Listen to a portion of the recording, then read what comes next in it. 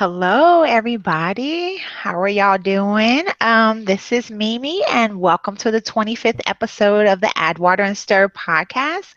I'm Mimi from the blog Complicated Melody, and I am joined by my co-host, Adopted Black Mom of the blog of the same name. What's up, ABM? How you doing?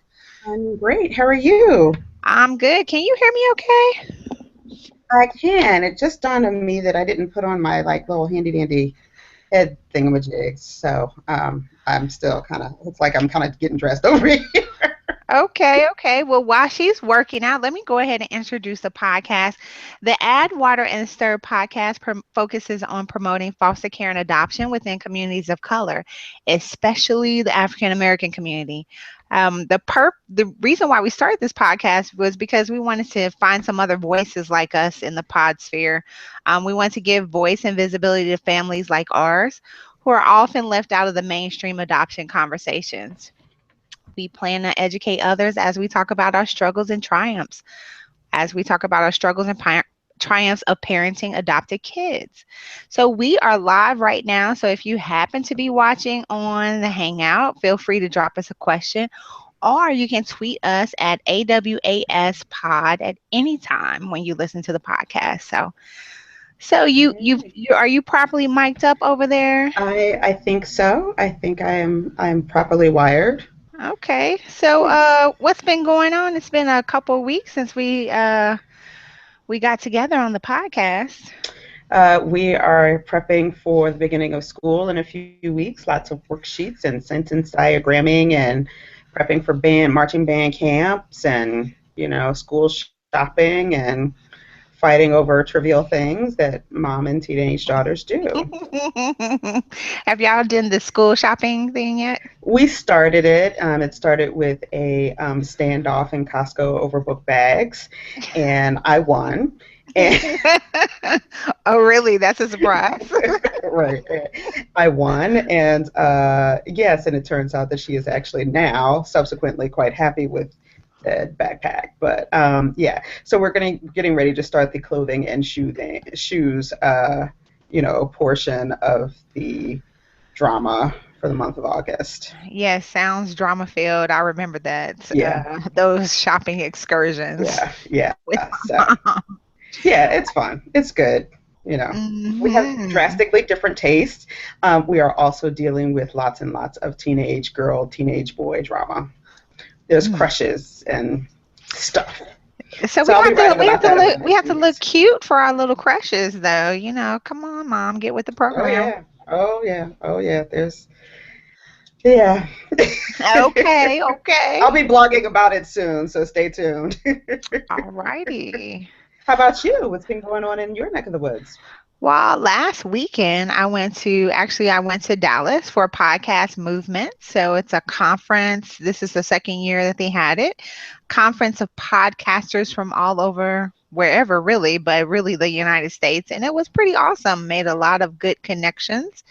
Um, so yeah, I had a great time. I want to say thank you to Libsyn, who is our service provider, but they are the ones that I won the registration to go to podcast movement from them. So shout out to Ooh, Libsyn. yeah. Yes. Oh, and one And thing. Oh, go I ahead. gotta tell the people. I gotta tell the people that since we last were on the podcast, ABM and I met up for the very first time in person. Yes. My family, we went on a girls' trip out to Washington, D.C. And while I was there, ABM and I went out to lunch. And if you saw the tweet, I said, let the shenanigans begin. And can I tell this story, ABM, Yeah, about? you can tell it. You can tell it. It's all Okay, good. so we had a great time at lunch. We had, fun drinks, conversations, delicious food. We had fun. So you ain't got to know all the details about that, but let me tell you what happened when we left. On the way out, we were walking to the garage to the car, and we passed this homeless lady on the street who I can't remember all the details. So ABM helped me out, but the lady asked for some money, I believe, and ABM said something to the effect of, I don't have it right now, ma'am, something like that. And the lady thought because she was a little robust lady and she was dressed in man's clothing, typical man's clothing, but she thought that ABM called her a man. And so she got a little irate and loud on the street and told ABM that she was not a he, she was a she. And ABM turned back to her and told her, I didn't call you a man. I said ma'am. But let me tell y'all, they had a stare off in the street.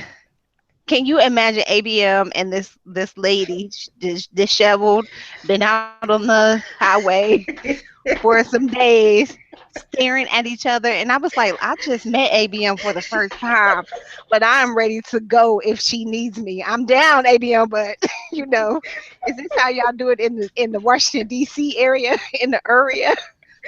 So finally, I guess they were playing. What's that game where you play? Well, Blink. whoever, yeah, blink. Chicken.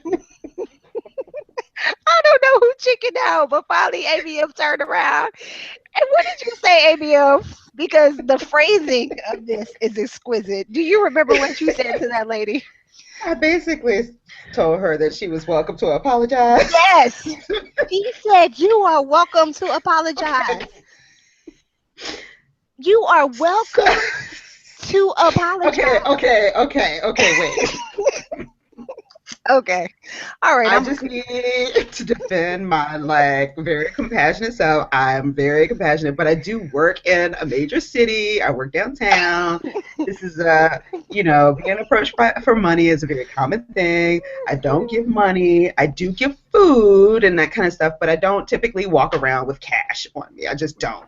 And so I find myself in these situations. But sometimes our residents in the District of Columbia can be a little assertive and confrontational. And for those of you who probably read my blog, you know that I'm fairly comfortable with a high level of confrontation.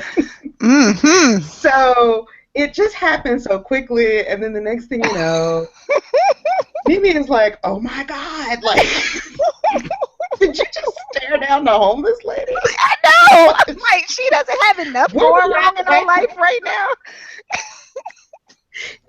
And so it happened. Like Mimi was like, "Oh my God, it's like I'm about to be the Beat It video." I'm just waiting for World Star, somebody to tape this on World Star video. Street dancing. Just beat it. No, but it was a moment. But I just need people to know, in my defense, I am naturally comfortable with a high level of confrontation, and nobody's going to just talk to me any old kind of way. However, I'm a very compassionate person as well, in my defense. Passionate is the key word out of that. I said compassionate. Anyway, first, let me tell y'all, that's ABM raw and uncut. And so I loved it. I was here for every moment of it. I can't wait till we do it again. I mean, what are we going to do? I mean, how can we top that? Yeah. So anyway. It was good times. It was good times. So. Yes, it was. Yes, it was. So let's go ahead and get into what our topics are. So we have two topics for today. The first topic we're going to talk about is meeting and greeting. So preparing to meet your foster or adoptive placement. And then we're going to do a little quiz, a little fun thing about what type of mom are you. And then we're going to go into our wind down, which is, I mean, we already started right now, but we'll go into the wind down part of the show. But let's get to the meeting and greeting piece. So preparing for your foster adopted placement can be really exciting and exhilarating, but it can be extra stressful too. We're going to talk about our first time meeting our children. What are the things that we thought about leading up to the moment? What did you do to prepare? And so we're going to get into all of that. So ABM, you want to tell us your origin story, I guess? Sure. So I guess it was probably about 6 or 7 weeks after Hope and I were matched. So you kind of go through the match process where the team of people, the social workers and other caregivers and all of those folks kind of come together and they, determine whether or not they think this is going to be a match, right? So about 7 weeks after Hope and I were matched, um, I flew out to see her to the West Coast, and we planned to hang out together, just the two of us, for about 4 days, I think it was. And so, but of course, that moment of kind of meeting her, we picked this place, and like we were with her social workers and stuff, and her foster mother brought her, and it was really stressful because I didn't know if she was going to like me. I mean, I had seen all these things, heard all these things. I heard her voice. We had talked on the phone a couple of times, but it was super awkward because I like all of a sudden realized like, well, what do you talk to a 12-year-old about for 4 days? Like, what do you Exactly. do? You know? And what were her expectations of me, and what were my expectations of her? And it was just kind of really stressful. And I think the thing that people don't realize is that that meet and greet and that time that you spend together is actually not kind of your confirmation as much as you get to spend time with the child and kind of see, do you think this is really a fit? And then it's after that meeting, that time that you spend together, that they call you back and say, okay, are you really in this or what? Mm-hmm. And so, it was mad stressful. So some advice that I certainly would give is, especially if you're adopting an older child, look to places like Embassy Suites where you have multiple rooms. If you're doing like I did and are not adopting locally. I didn't have this experience, but I hear for folks that are doing domestic adoption, like of infants and newborns and probably older kids as well, if they're out of state placements, that I heard, so I don't know, I heard that there's opportunities for some hotels to give discounts to kind of help facilitate those meet and greet moments. So Really, I it's a did little bit, not know that. So, yeah. So I know that I've heard and seen on Facebook that they certainly do it with the newborn adoptions because you need to wait for the ICPC, that hmm interstate compact thing, to go through before folks can leave the state with the child. But so those can be more extended visits. But I do hear that you can get some discounts. So certainly ask about it if you're not adopting locally. so tell me a little bit more about the prep going up to it because were you excited? I mean, you had to kind of put some of these arrangements in order and then you had to make a lot of arrangements long distance. This just seems like a Yeah. lot to think about. Yeah. So for me, I had travel. So there's budget. There's the budget side of it. So there's hmm travel for almost a week. There is travel and lodging and food and all of those kinds of things, and then kind of trying to figure out what you're going to do, where you want to stay. Is it walkable? Is it in a nice neighborhood? All of those kinds of things. For me, one of the things that I also did was, it was really important during that time that I kind of had this book. I'd already sent like this book of my life and kind of what she should know generally about me and the home and the furry one, which is our dog at the time. But I also had kind of like this, what I called a lookbook, for her to pick out things for her room, so that when she did finally move in, there were elements that she actually had taken ownership in choosing. So a lot of prep work had gone into paint chips and lighting fixtures and just getting pictures and putting them in this kind of scrapbook for us to sit down together and go through. Finding activities to do that were fun, finding where the nearest red box was. Right, right. And at the time, she also wanted to go to this place. If you're from, I guess, SeaTac, Seattle, Tacoma area, there's this place called the Crab Pot. I'm violently allergic to seafood, and she was like, I want to go to the Crab Pot. And I'm like, oh, so you don't want to kill your new mom? Like, on this trip. So we can't go there. Sorry, but I had to ask a lot of advice from her foster mother on kind of what did she like, what kinds of things could she go to. And, we did really well for the first couple of days. By day 3, I think we were a little sick of each other and Tired things by that started going time. left. Yeah, Yeah. yeah. Kind of trying to feel like we were it's like Chris Rock says, you're dating someone's representative for the first like 3 months. Like Right. for those 4 days, it was like we're trying to mind our P's and Q's and be like, I'm trying to be the cool, exciting mom, and she's trying to be the cool, exciting kid, and it's just not sustainable. And so by day 3, things got kind of real, Oh, and okay. we had a couple of stare downs, ABM style, on the street. And I have seen one of those in person, so I know what that So, is like. so what was your first go around like? So, after we were selected through the RAS process, and I don't remember what RAS stands for, but that's basically the process where they select you as the family to be matched with this child for adoptive placement. Hmm. We had to do a lot of and not really negotiating, but trying to figure out a time with the foster mother. When she could meet. And this was difficult for some reason. It just was challenging to find a time that she was cool with, and she had to go to church, so she couldn't go on this day. And, you know, then we also need to have our placement worker with us too at the same time. So just trying to get the logistics of that was challenging and put us back a little bit of time too. But we finally decided to meet at a Chick-fil-A. So now the difference between your situation and my situation is that you were Hope was in another state. Yeah. So you had to go travel to go see her.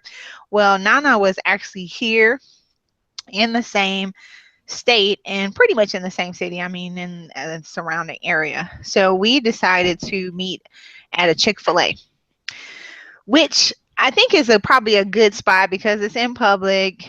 You kind of have a limited amount of time that anybody really wants to stay at a Chick-fil-A, so you can break out if this just doesn't feel like it's working out. And then you have something right there that everybody can do. Everybody can eat and the kid can play. Remember Nana is 2 at this point in time. Sure. So um, we were extremely excited and nervous at the same time because we were thinking about one. Me personally, I had not really had a lot of experience with children at all. So I was like, well, what do I do with a 2-year old? What can she eat? What is she still doing baby food? I had to like research a little bit and ask around about that. So I didn't know what we would do. She's not old enough to talk, so what are you gonna do? And then you're also concerned about, well, the foster mother is going to be making some assessments of you, and the caseworker is going to be watching this interaction. So you're Uh-huh. kind of nervous about what kind of adjustments they're making. So the day of, we got up, I had an outfit prepared. Like, this is the first day. This is my first day as a parent. Okay, so I had this together, and we took a picture. We took a picture before we Oh, left of our last hour before we became parents. So wow. we got to Chick-fil-A early so we could scope out the place.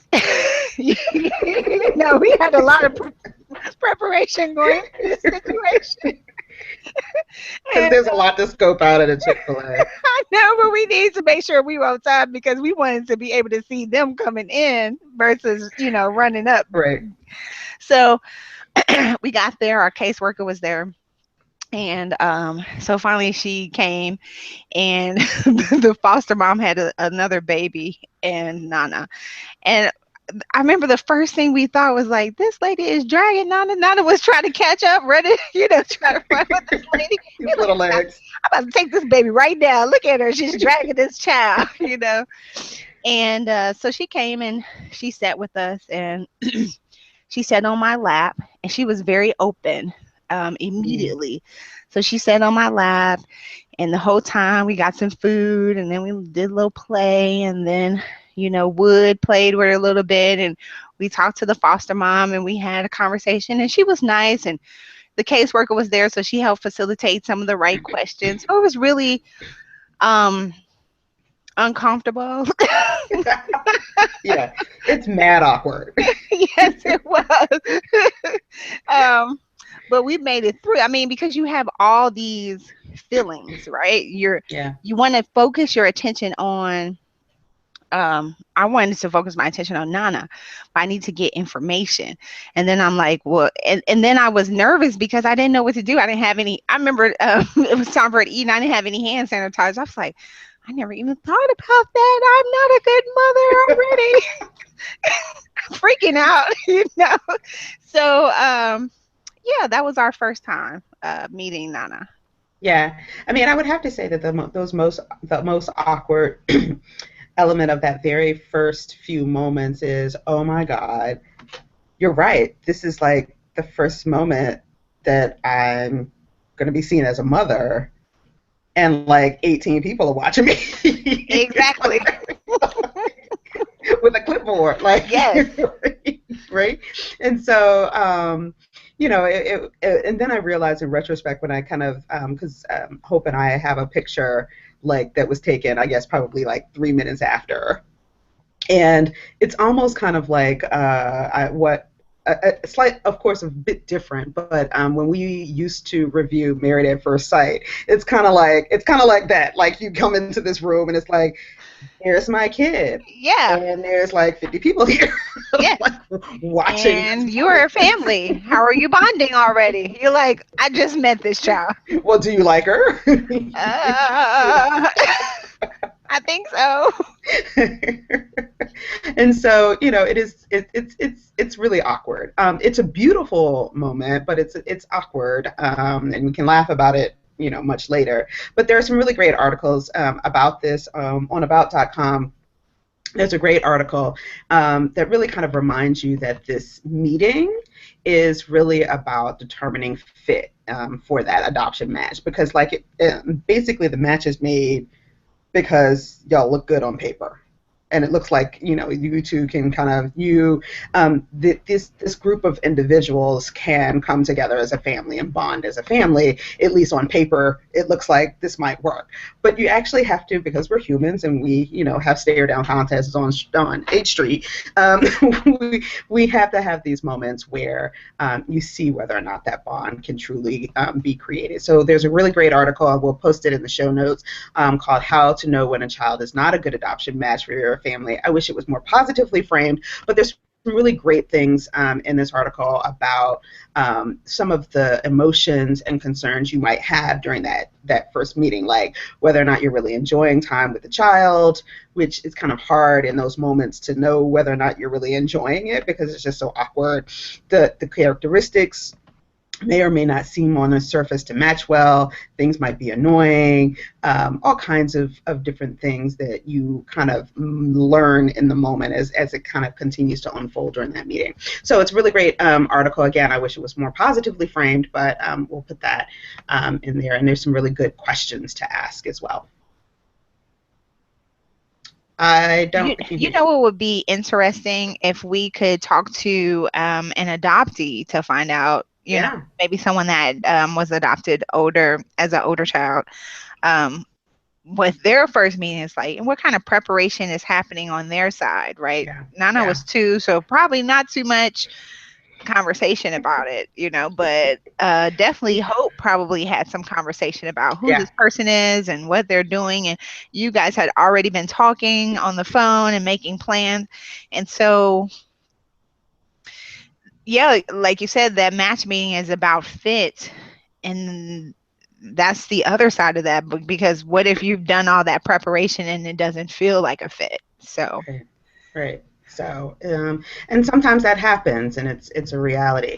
There's also some really great articles about matching for domestic adoption at birth, and kind of things that you should be asking the expectant mother and that birth family in advance too. So we'll post some articles in the show notes about that. okay. I had one more thing to ask you though, before we move off this topic. Anything that you'd like to tell people about what they should expect? When I thought about that question, I thought there's a couple things I would say expect to be unsure. about yourself, about your parenting, about whether it's going to work. Yeah. But be okay with that uncertainty because everybody's going to go through this. I mean, we were talking about the awkwardness of it. Just, be able to sit in that uncertainty and just kind of work through it as you go through it. And like I said, expect that it won't be perfect. That's why we call this podcast Add Water and Stir.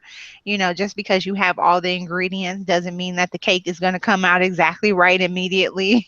Yeah. Yeah. You're going to have to practice that. Um, expect that you'll be tired. Oh, exhausted, So exhausted. much emotion is happening at that day. I mean, when we came home, we just like, I'm over it. I'm done. I can't do it. Uh, Yeah, I mean it's emotionally and physically draining. Every now and then I go back and look at the blog post from that season where we were doing visitation back and forth, East Coast to West Coast, and back and forth. When she came here, I wrote a blog just about every day about basically I was diving into a bottle of wine at the end of the mhm, evening. Um, mhm. but I will say, especially with older kids, they talk. I mean, I imagine that Nana's expectation was, "Hey, this place sells chicken nuggets," you know. Mhm. Yes, exactly. Who are They you? had, Are you buying chicken nuggets? Then you are good. right, right. But Hope wanted me to entertain her, and that she had this concept that my job was to make her happy, and Mhm, her interpretation of to make her happy was to buy her stuff, take her places, and make sure that she was always having a good time, mhm. and that wasn't really our reality. And so by day 3, she was basically like, huh, I don't know if this is going to work out. Um, because, at that age, they also have to agree to be adopted, right? And Right. so she was just like, I don't think this is going to work out because I'm really not having fun. I'm like, yeah, me either at this point. Like, Yes. and learn to be okay with that because she walks and talks and she's a full-fledged human being and has feelings of her own. So with older kids, I mean, I remember our first like Shazam, headbutt moment. I just had to walk away and go walk Mhm, around the hotel. mhm. And my having to step away because I was like, I don't even know what's going on. What is happening here? This is not supposed to be happening. I'm a terrible parent. But she was so sad that I felt like I needed to go take a walk. And Mhm. so, and I realized just how fragile she was in that moment when I came back and was like, okay, this is just, we can work through this. It's not a big deal. But just learn to sit with the discomfort. Yes. All So, right. yeah. So All right. we will post those links in the show notes. You can find it on addwaterandstirpodcast.com. And we're going to move on to our next topic. So we thought we'd have a little bit of fun since we both have been moms now for a year, a little Yeah. over a year. Um, we have a little quiz called What Type of Mom Are You? Now, I have not taken this quiz. ABM have, but I figured that we can go through this together. ABM, do you have the quiz up on your side? I will in just a moment. Yes. Okay, so the first question is, how many children do you have? So I have one. hmm And I have one. Okay, so here's the question. It's your child's first day of kindergarten. You send your little one off to class, and then here are the options. You head to work, give your child a big hug and tell them to have fun. Let the teacher know if there are any problems. Don't be afraid to call. Do a little dance, and then sigh a little sigh. It's a brand new world for you both. Or man, there's a lot. Other, you linger a little bit longer, hoping to sneak a peek at them in class. Take as many pictures as you can and send them to everyone you know. You leave without a worry. So I think for me was kind of probably all of these things actually, but if I had to pick the biggest one, let me say, give your child a big hug and tell them to have fun. hmm Yep. Is that what you picked? That's what I picked. we did Okay. we did take a picture, but we only took one. I mean, she was in middle school and was like, "Get off me, get off me." So I was like, "All right, deuces, have a good time," and just prayed I actually didn't get a phone call. Well, Nana, we had been joined at the hip for 3 weeks, so as I kind of was like, I'm ready for this day, but I cried. I could not believe it. I cried. I was like a Oh. little wussy mom. But anyway, so how would your friends, child's friends, describe you? Fun, kind, hero, cool, always there, stressy, bossy, weird. Ooh. Uh. Hmm. So how would the Not. Not. Not. teenagers how do the teenagers see you? Uh.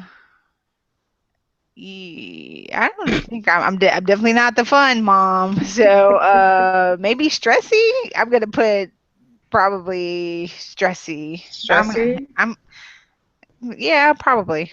I don't think any of these other words bossy. No. Ugh, I'm gonna put I stressy. What'd you One put? of my proudest moments was when Hope told me that her friends thought I was cool. Okay, so you're the cool mom. I'm All the cool mom, but she did tell them not to make me mad though. right. All right. Okay. So, what do you do after you take a photo of your child? Retake it till the picture is perfect. Show it off to people when they ask if you have kids. Snapchat it. Upload them onto Facebook. Add it to the photo album. Add it to the collection of pictures you have around the house. Who has time to take pictures? I really do both number one and two. So I take a lot of pictures, like retakes. I'm like, wait a minute, put your hand on your hip, do this, But and then I show them off, when I get that good picture, I'm Oh like, yeah. look at my baby. So probably let's just say retake it to the picture. No, that's Uh, not really. I'm gonna say show it off to people, which yeah. I do a lot. I show it off a lot, a lot. I Yes. don't post that many pictures of her on my personal Facebook page. I don't even use her name. She's on Facebook as well, but I never tag her or anything like that. So I don't put too many pictures of her up. But man, if I'm like we're in person and people want to see pictures, man, we start just like, Hmm. eh. Nana is way too cute not to show pictures, but I Yeah, do not. I have not posted any pictures of Nana front I don't face. think so. Just the back. What's your greatest fear when it comes to hiring a babysitter? They won't be enough fun. They won't come back. Kids don't need a babysitter. They won't give you enough updates. They're only kids themselves. They're too soft on the kids. Probably that they won't be enough fun. That's what I'll say. Yeah, me too. Yeah, we're starting to transition out of some of them now. We're in a middle ground, but if I hire one, she fully expects that they are her entertainment for the evening. My Nana too. So I want them to be fun Yeah, because she is like obviously I am not the fun or the cool mom. So I need to bring somebody else to come in and do that. So Hope is like dance, dance. I said dance. okay. What All do right. you do once your kids are in bed for the night? Do you go to the gym, call friends, or chat on Facebook, prepare lunch for the next day, have a drink or two and watch TV? Other do ironing, laundry, washing up, and anything you didn't get done during the day, or go to bed. What do you do? I pour myself a nice one and watch TV. Yeah, I have to say that one too, probably. Yep, Yeah, I'm with you yeah. on that one. On a Sunday morning trip to the shops with your children, how do you react to a tantrum? Threaten them, ignore it and continue browsing, make a dash to the snack aisle and bribe them with candy, give them a timeout, leave the store, ground them. Hmm. What do you do? Ignore her, keep it moving. Like it's more like I wish you would.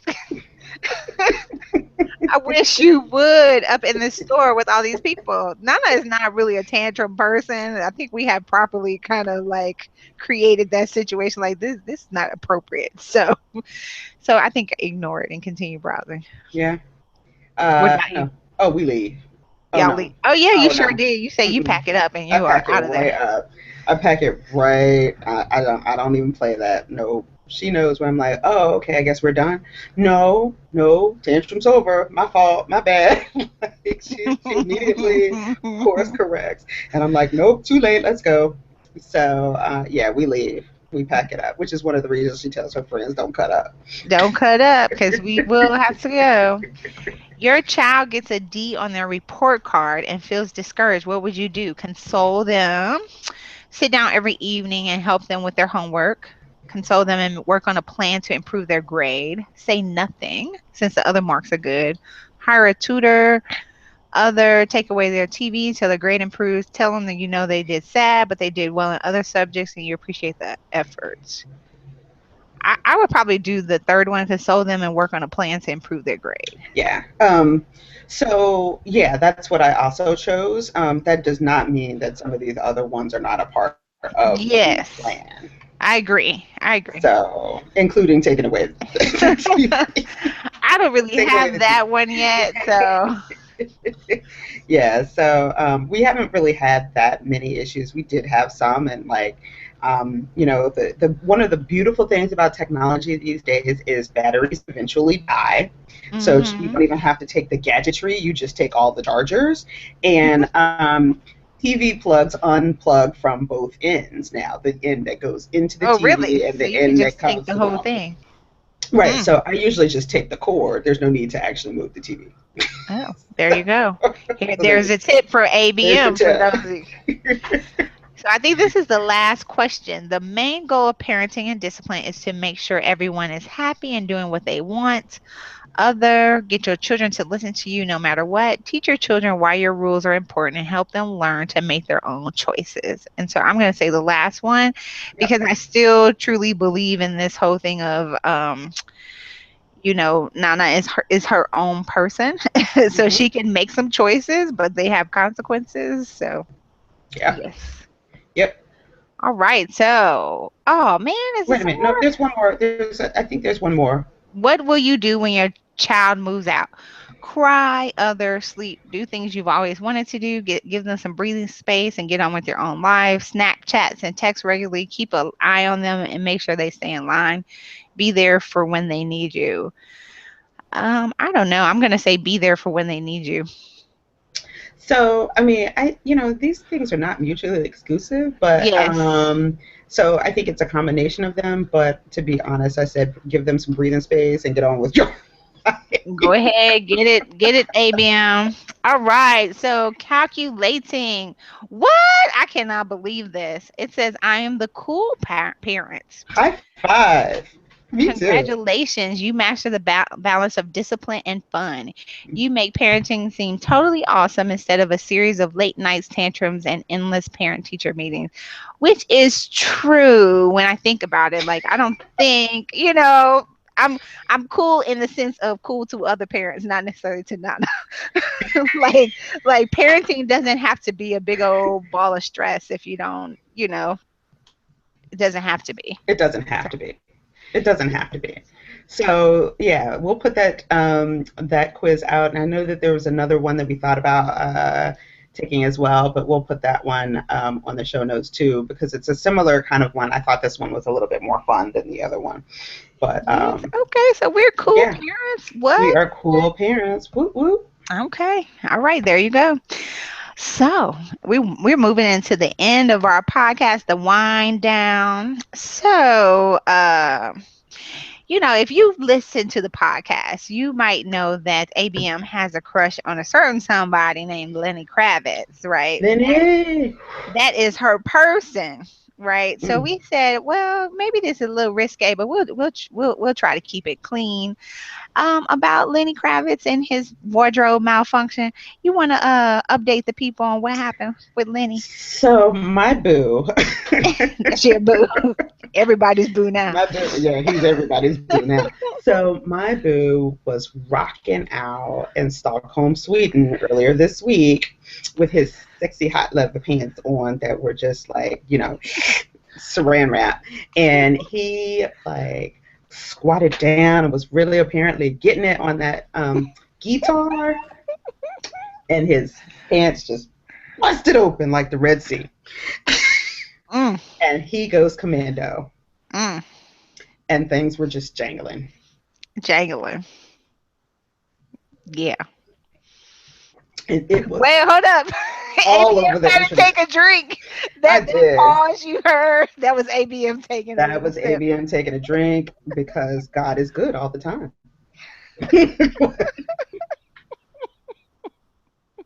So, so it's interesting how this particular wardrobe malfunction has been celebrated across the internet. And I remember a certain Janet Jackson wardrobe malfunction that was, I mean, she pretty much had to go into hiding. Hiding, yeah. I mean, Yeah. What do you think has changed so much in these well, one, certainly there's the gender piece that women just can't, I don't think that sadly, even in our increasingly feminist environment, that we women can socially afford to have those kind of malfunctions. I think that things have changed a lot since the Justin hmm Janet situation in 2000, whatever that was. But, there's also something about a rock and roller hottie that Okay, so you there's think he has a little bit of privilege in that I area? think that Like he has some we privilege expect in it. that we expect them to be wild and crazy. Like, was it really surprising that Lenny Kravitz did not have on draws? No, it No, really it was was not. not. It was not surprising. But you know what was surprising though, because I don't think I mean, even though television has gotten a lot more risque, we still don't see a lot of men's jangly bits ar- No, out in the open, you know. So no. I think that was a shock too. Like, whoa, you know, we see a lot of other things on women, but Yeah, we don't see men full frontal kind of situation, and it was all over. It certainly was all over Twitter, and there are amazing gifs that you gifs GIF and gifs GIFTS all over the internet of this fantastic wardrobe malfunction. But I was amused because they were talking about it on the Today Show, and Tamron Hall was nearly speechless and giddy with laughter and giggles and happy joy the next morning. It was just really just unbelievable. So, yeah, I'm here mm, for it, Lenny. mm, I've seen him in concert a few times, and and that has never and it has never happened despite the fact that I routinely scream, "You have too many clothes on," like in the middle of the concert. Well, you know what? I did a Google search for Don Cheadle wardrobe malfunction, and I did not find anything. So, if any of you happen to be listening and have a little something for a sister, send it on over this Nobody way. cares about Don Cheadle's wardrobe. Hey, if Don Cheadle, something happened to Don Cheadle, this whole screen might go black. So, you know, don't sleep. Don Cheadle. Oh boy, that's just awesome. So, and one other little tidbit about in the wind down for pop culture moment, despite the fact that I do hope, I mean, it pains me to leave the topic of my boo Lenny, but the Meek Mill Drake Twitter beef. Any commentary? Um, I I did not expect this to go on so long. Wow. You know, no, I don't have that much to say about that. These are two people that I'm like, so not that much. What do you have to say about it? I mean, I like Drake. I can't say that I'm an all out true fan. I enjoy him. He's a cutie, you know. I remember him from his little, wheelchair Jimmy Degrassi days or whatever. But I have to say, it's just it's comedy. It's just comedy. I mean, you now like you throw down the gauntlet on Twitter, and because somebody didn't tweet your album, and next thing you know, there's a diss track, which was the first diss track from Drake was okay, but back to back, uh, it was awesome. I think you're on mute. Lots of quotables in that diss Lots, track. And then yeah. Meek's response was a pretty solid meh.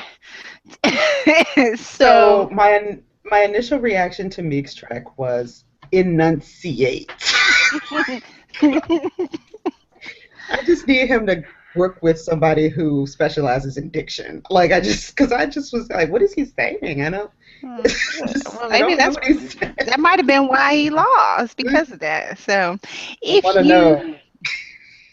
you don't know what we're talking about, get on the Googles and Google Drake versus Meek Mill, and you will find everything, everything that we are talking about, and check out Twitter because Twitter keeps it popping. Okay, so they've been talking about this for the past at least a week It's and a been like, half. yeah, it's Yeah, almost 2 weeks now. I yeah. mean, it just, it took a week for the diss tracks to all three of them to Hmm. come out. And the Twitter draggings were epic. And I will say that there is no funnier place on the internet but Black Twitter. Like, I mean, It really it just is. can't. You just need It's, to make your home there. If you are um, not black and you happen to be listening to this podcast, it may be you just look in the trending topics. You'll probably find it. you'll find it. You'll Yeah, stumble upon it. It's kind of like the what is it, the lion, the wardrobe thing. Like you just go through like the door, and next thing you know, you've yeah. clicked into Black Twitter, and but it was pretty epic. It was pretty epic. It's still trending in places every now and again. There's think pieces coming out still about it, and I actually saw um, a funeral program for Meek Mill's career. Yes. Awesome. So So anyway, definitely check that out. yes. So we come to the end of our Yeah. podcast. So thank you, everyone, for listening and hanging out with us. You can find all the show notes and listen to other podcasts at addwaterandstirpodcast.com. You can find us in all the fun places. You can subscribe to us and leave comments at iTunes, Stitchers, or your favorite podcast app. And we love to engage with y'all, so you can tweet us at AWAS Pod. Um, so, ABM, though, where can they find you personally? You can find me personally at my blog, AdoptiveBlackMom.com. I am regularly on Facebook, which also feeds to my Twitter account. Both are Adoptive Black Mom.